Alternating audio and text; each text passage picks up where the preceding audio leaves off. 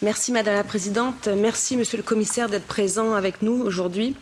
Vous le savez, cette politique folle de l'inflation monétaire de la Banque centrale européenne a abouti à une hausse des prix terribles dans les supermarchés. Quand vous faites les courses, les prix changent à chaque passage en caisse.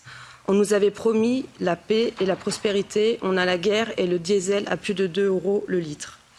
En 2008, le prix du pétrole était plus élevé qu'aujourd'hui et l'essence était moins chère.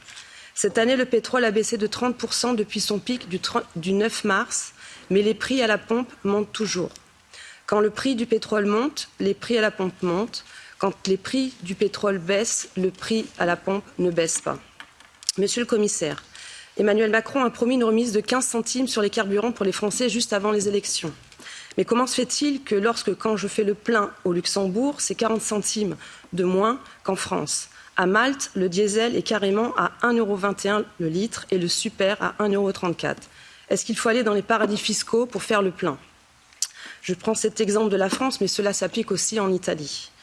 Ce que je ne comprends pas, c'est quand on demande aux Français de payer pour les Maltais via Bruxelles et le budget européen. En clair, les Français payent le plein plus de 2 € le litre pour que les Maltais puissent aller tranquillement à la plage en voiture à 1,21 €. Et je n'ai rien contre les Maltais. En 2021, la France et les Français ont versé environ 6 à 10 milliards de contributions nettes au budget européen, soit une taxe de solidarité européenne d'environ 100 € par personne et 400 € par famille. Pendant ce temps, pour simplifier, chaque Maltais recevra une somme équivalente. La solidarité, nous sommes pour, mais une solidarité juste.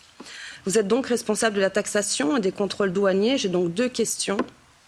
Est-ce que le gouvernement français est totalement libre d'appliquer la taxation qu'il veut concernant les prix de l'essence et de la nourriture pour les consommateurs ? Et la seconde question, qu'allez-vous faire pour que les géants du numérique non européens contribuent à l'emploi et à l'impôt dans les pays où ils ont des activités ? Je vous remercie.